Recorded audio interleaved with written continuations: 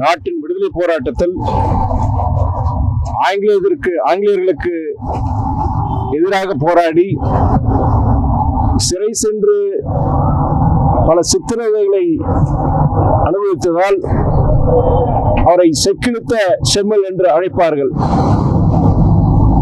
ஆங்கிலேயர்களின் வணிகத்திற்கு ஒரு முற்றுப்புள்ளி வைக்க சுதேசி கப்பல் நிறுவனத்தை தொடங்கியதால் கப்பலோட்டிய தமிழ் என்று அனைவரால் புகழப்பட்டார்.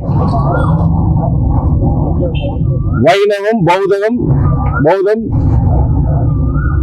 இஸ்லாம், கிறிஸ்தவம் மதம் சார்ந்த நூல்களை எழுதி மதசார்பின்மையின் ஒரு அடையாளமாக திகழ்ந்தார் ஐயா வ.உ. சிதம்பரம் பிள்ளை அவர்கள்.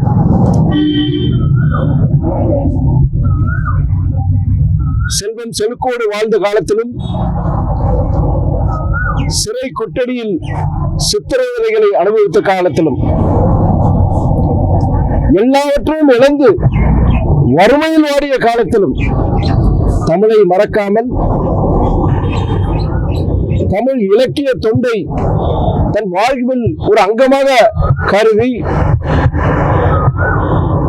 தன்னலம் கருதாத ஒரு தேசிய தலைவராக வாழ்ந்து மறைந்தார் நம்முடைய கப்பலோட்டிய தமிழன் வ.உ.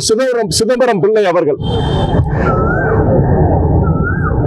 ஐயா அவர்களுடைய புகழ் தமிழர்களின் நெஞ்சில், இந்தியர்களின் நெஞ்சில் அவருடைய தொண்டும் புகழும் என்றும் நிலைத்து நிற்கும்.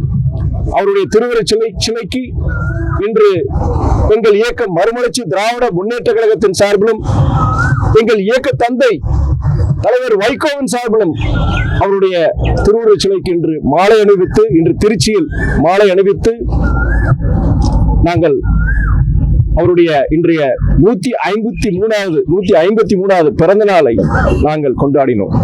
நன்றி.